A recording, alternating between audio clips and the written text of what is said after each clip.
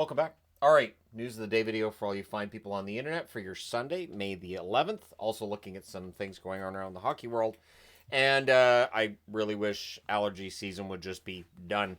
Tired of my eyes watering and sneezing all the time. Anyways, the quarter century team. So the NHL's been slowly revealing the results of a fan vote on who the quarter century team should be.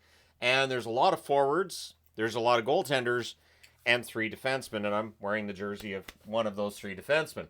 So the quarter century team is as follows, and there's some forwards here that could play on the blue line if they needed to, starting with Patrice Bergeron, Sidney Crosby, Pavel Datsyuk, Leon Draisaitl, Johnny Gaudreau, Jerome McGinley, Patrick Kane, Nathan McKinnon, Evgeny Malkin, Austin Matthews, Connor McDavid, Alex Ovechkin, Joe Sakic, Teemu Selanne, Steven Stamkos, and Joe Thornton are your forward group. So that's a pretty stacked forward group. Might be a bit of an argument over who the healthy scratches are going to be there, although, like I said, you could put some of them on the blue line because there are 3 defensemen, Zdeno Chara, Nick Lidstrom, and Cale Makar. I'm mildly surprised Quinn Hughes didn't get in there. And then in net, you have Marty Brodeur, Marc-Andre Fleury, Henrik Lundqvist, Roberto Luongo, Carey Price, and Patrick Roy. I'm mildly surprised Roy gets in there too ahead of Hasek, but it was a fan vote. And there you go. So let me know your thoughts regarding the quarter century team. I might do my own version of a quarter century team.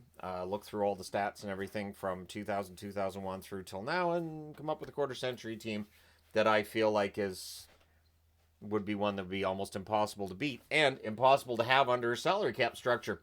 So there are 2 games tonight in the National Hockey League. Well, there's one this afternoon. For me, anyways, it's 4:30 p.m. Eastern, 1:30 p.m. Pacific. The Winnipeg Jets in Dallas. This series is tied at 1. And so it'll be Ottinger, it'll be Hellebuck. One question mark about this, of course, is how will Hellebuck play on the road?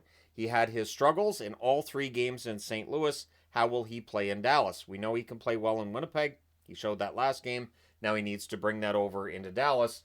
The Stars, on the other hand, I would think will be trying to jump on Winnipeg quickly, try to get that early lead, and then go from there.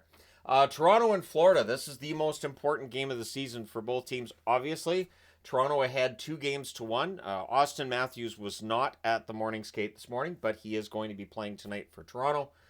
For Florida, they have to win. For Toronto, I think Toronto has to win too, even though if this series is tied at 2, you're going back to Toronto. Toronto has a chance to go up 3-2. I don't think you want to give Florida more daylight. I really think if Florida wins this one tonight, they probably win the series. Just in my opinion.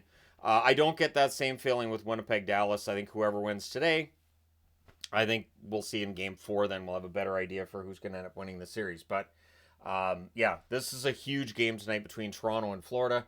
That starts at 7:30 Eastern. Let me just double check on that. I'm pretty sure 7:30 Eastern. Yep, 7:30 Eastern, 4:30 Pacific. So if this game doesn't go to overtime, I should have enough time to review this game before this game gets started. So we'll see how those go today. This is an interesting playoff year. Apparently 2025 is now the 8th year since the expansion of 1967, where there's been no sweeps in the first 2 rounds. And there have been seasons, most recently 2020, when there were no sweeps at all in the playoffs. So we'll see if we get there this year. I wouldn't be surprised if there's no sweeps at all in this year's playoffs. I think that does speak to the whole parity argument. And, yeah, it does make for more entertaining hockey when there aren't 4-game sweeps. Freddie Anderson getting close to a record. I don't see him setting the record, though, so he has now had playoff shutouts with 3 different teams. Anaheim, Toronto, and Carolina. Now, Curtis Joseph holds the record for shutouts with the most teams in the playoffs, with Detroit, Toronto, Edmonton, and St. Louis. What surprised me with this is that Curtis Joseph had a shutout in the playoffs with Detroit. And I say that not as an insult to Curtis Joseph, but because his time in Detroit is not remembered that fondly. They brought him in. The idea was, Cujo's an excellent playoff goaltender. Detroit's a really good team. He's going to get them to the cup, and it just didn't work. It didn't work there. Cujo's one of the reasons why when I see a really good player, no matter what position they're in, go from one team to another, I say, hey, we don't know if this is going to work yet. You just never know. Because with Cujo, he seemed to thrive on teams where he was facing 35 shots a night.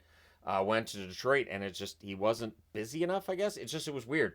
So, anyways, yeah, I don't think Freddie Anderson sets that record unless he appears in the playoffs with two other teams between now and his retirement. And since Carolina just gave him another year on his contract, it doesn't seem very likely at this point. So there's two PWHL games to be played today. Ottawa versus Montreal. So Montreal's the home team, but they're down 1-0, so they need to bounce back and get the victory here.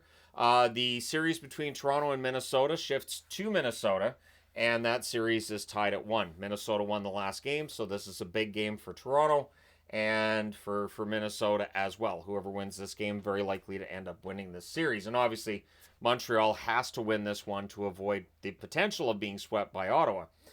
In the AHL, there are 3 Game 5s today. Providence at Charlotte. Charlotte, I believe, had the early lead in that series. That series now tied at 2. Rockford and Milwaukee also tied at 2 games apiece. And Lehigh Valley and Hershey tied at 2 games apiece. And once these games are set, we'll know who is facing who in the third round of the AHL playoffs. As I previously mentioned, we already know, as of, for instance, that Abbotsford and Colorado are going to play against each other. And plans are already being made on how that's going to work in our house. But I don't think I'm going to get to see an Abbotsford game in the next round either, unless we see a night where there's no NHL games that night. But I don't think that's going to happen. Normally that doesn't happen until the conference final. And we're nowhere near the conference final as of yet in the National Hockey League. So, there you go. You guys are all caught up on today. Not a whole lot happening when it comes to players signing extensions, coaching searches, and anything like that. But if any news along those lines emerges during the day, I'll be here to report on it for you. So, let me know your thoughts in the comment section below. Let me know who you think wins these games. And hey, let me know who you think is going to win the AHL games as well. But thank you guys so much for all your support. Don't forget to hit like and subscribe in the event you may not have done so already. And I will talk to you again soon.